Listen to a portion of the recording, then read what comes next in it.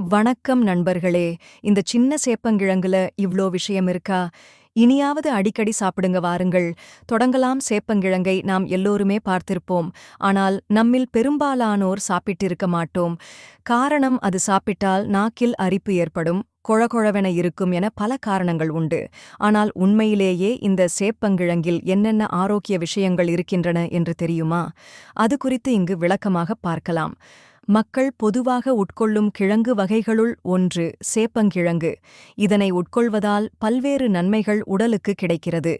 செரிமானம் மேம்படுவது, இரத்த சர்க்கரை அளவு குறைவது, சில வகை புற்றுநோய் வகைகளைத் தடுப்பது, சருமத்தை பாதுகாப்பது, கண் பார்வையை மேம்படுத்துவது, இரத்த ஓட்டத்தை அதிகரிப்பது, இரத்த அழுத்தத்தை குறைப்பது, நோய் எதிர்ப்பு மண்டலத்திற்கு உதவுவது, இதய நோயைத் தடுப்பது, தசை மற்றும் நரம்பு ஆரோக்கியத்தை மேம்படுத்துவது போன்றவை இதன் சில நன்மைகளாகும்.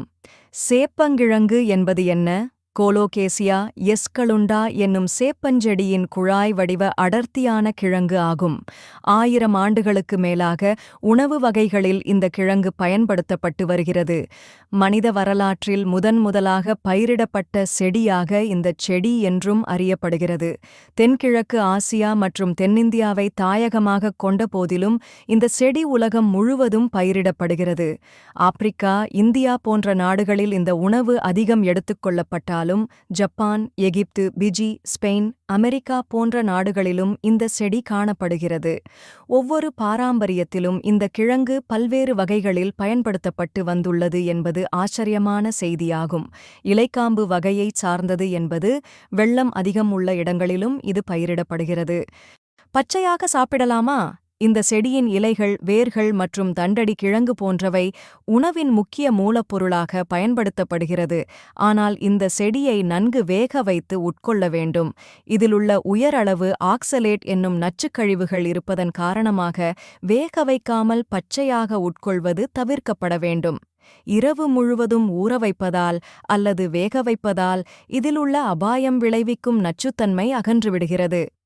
இந்த செடியை பராமரிப்பது எளிது என்பதால் பல இடங்களில் பரவலாக இந்த செடி பயிரிடப்படுகிறது. ஒவ்வொரு ஆண்டும் 11.3 மில்லியன் மெட்ரிக் டன் அளவு சேப்பங்கிழங்கு செடிகள் உலகம் முழுவதும் பயிரிடப்பட்டு வருகின்றன. இந்த கிழங்கில் நன்மைகள் இருப்பதால் இதனை அதிகம் எடுத்துக்கொள்ள வேண்டும். இந்த பதிவில் இந்த கிழங்கின் சுகாதார நன்மைகள் குறித்து அறிந்து கொள்வோம். ஊட்டச்சத்துக்கள், நார்ச்சத்து மற்றும் இதர முக்கிய ஊட்டச்சத்துக்களின் ஆதாரமாக விளங்குகிறது சேப்பங்கிழங்கு. ஒரு கப், அதாவது 132 கிராம் வேக வைத்த சேப்பங்கிழங்கில் 187 கலோரிகள் உள்ளன. இதில் நார்ச்சத்து சத்து மிக அதிகம் மற்றும் புரதம், கொழுப்பு போன்ற இதர சத்துகளும் இதில் அடங்கும்.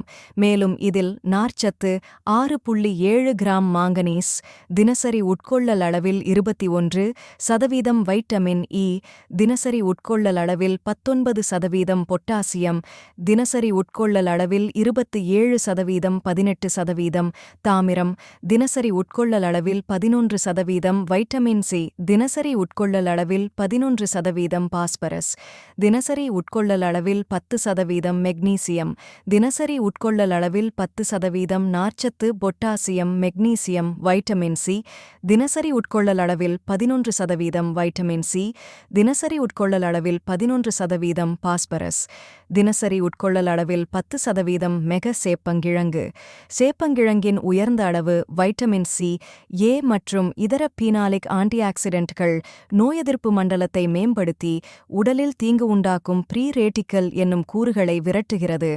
அமெரிக்க சுகாதார மற்றும் மனித சேவைகள் திணைக்களத்தின்படி அணுக்கள் வளர்ச்சிதை மாற்றத்தின் ஆபத்தான துணை தயாரிப்புகள் ஃப்ரீ ரேடிக்கல்களாகும். அவை ஆரோக்கியமான செல்கள் புற்றுநோய் செல்களாக மாறக் காரணமாக அமைகின்றன. இந்த ப்ரீ ரேடிக்கல் அழிக்கப்படுவதால் உடலின் பெருமளவு சுகாதாரம் உறுதி செய்யப்படுகிறது. புற்றுநோய் ஆராய்ச்சிக்கான அமெரிக்க நிறுவனம் வெளியிட்ட ஆய்வுப்படி சேப்பங்கிழங்கில் காணப்படும் கிரிப்டாக்சாந்தின் நுரையீரல் மற்றும் வாய் புற்றுநோய் வாய்ப்பை குறைப்பதில் நேரடி தொடர்பு கொண்டுள்ளதாக அறியப்படுகிறது. இதய ஆரோக்கியம் மேம்படுகிறது. உடல் செயல்பாட்டுடன் ஆரோக்கியமாக இருக்க தேவையான மினரல் பொட்டாசியமாகும். சேப்பங்கிழங்கில் குறிப்பிட்ட அளவு பொட்டாசியம் சத்து உள்ளது. உடல் முழுவதும் உள்ள சவ்வுகளுக்கும் திசுக்களுக்கும் இடையில் ஆரோக்கியமான திரவ மாற்றத்தை ஊக்குவிப்பது பொட்டாசியம்.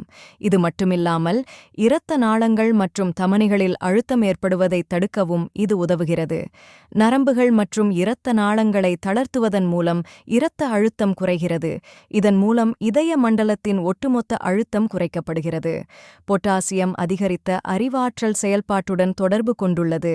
ஏனெனில் இரத்த அழுத்தம் குறையும் போது நரம்பியல் இணைப்புகளை அதிகரிக்க முடியும், மேலும் நரம்பு சவ்வுகளுக்கு இடையில் திரவ பரிமாற்றம் சிறப்பாக இருக்கும். கண் பார்வை மேம்படுகிறது. கிரிப்டோசாந்தின் மற்றும் பீட்டா கரோட்டின் போன்ற ஆன்டிஆக்சிடென்ட் சேப்பங்கிழங்கில் அதிகம் உள்ளது. இவை கண் பார்வையை மேம்படுத்துவதோடு மகுலர் சீர்குலைவு, கண்புரை போன்ற பாதிப்புகளுக்கு காரணமான ப்ரீ ரேடிக்கல்களை தடுக்க உதவுகின்றன. அடிக்கடி ஏற்படும் கண் சிவப்பாதல், கண்ணெரிச்சல் ஆகியவற்றை சரிசெய்வதோடு சிலருக்கு காலையில் தூங்கி எழுந்ததும் கண்களைப் போட்டு நன்றாக தேய்க்க வேண்டும் போல இருக்கும். அப்படிப்பட்ட உணர்வை இந்த சேப்பங்கிழங்கு நீக்கிவிடும். சரும பாதுகாப்பு வைட்டமின் ஏ மற்றும் ஈ சத்து சரும பாதுகாப்பை உறுதி செய்கின்றன. இவை சேப்பங்கிழங்கில் அதிகம் உள்ளன. சருமத்தில் ஏற்படும் பல்வேறு பாதிப்புகளை தடுக்க இந்த வைட்டமின்கள் உதவுகின்றன மற்றும் அணுக்களின் ஒட்டுமொத்த ஆரோக்கியத்தை மேம்படுத்துகின்றன. இதனால் சருமத்தில் உண்டாகும் காயம், கொப்பளம் போன்றவை விரைவில் மறைந்து பொலிவான சருமம் உண்டாகிறது. இதிலுள்ள ஒரு வகையான ஸ்டார்ச் சத்து சருமத்துக்கு நல்ல பொலிவையும் நிறத்தையும் கொடுக்கிறது. சுத்தம் செய்வது எப்படி? சேப்பங்கிழங்கை எந்த வகையிலும் சமைக்க முடியும். இதனை மசிக்கலாம், பொரிக்கலாம், வறுக்கலாம், வேக வைக்கலாம். சமைக்காமல் பச்சையாக உட்கொள்வதால் இதன் நச்சுத்தன்மை உடலில் பாதிப்பை உண்டாக்கும் என்பதால் சமைத்து உட்கொள்வதை உறுதி செய்து கொள்ளுங்கள். சமைப்பதற்கு முன்னர் இதனை முற்றிலும் சுத்தம் செய்து கொள்ள வேண்டும். இது மிகவும் முக்கியம். சேப்பங்கிழங்கை சுத்தம் செய்யும் முன் கைகளில் குளோவ்ஸ் அணிந்து கொள்ளுங்கள்.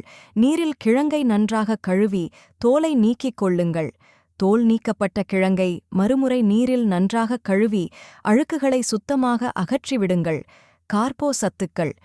சேப்பங்கிழங்கு என்பது மாவுச்சத்து கொண்ட காய்கறி என்றாலும் இதில் 2 வகை கார்போ சத்துக்கள் உள்ளன.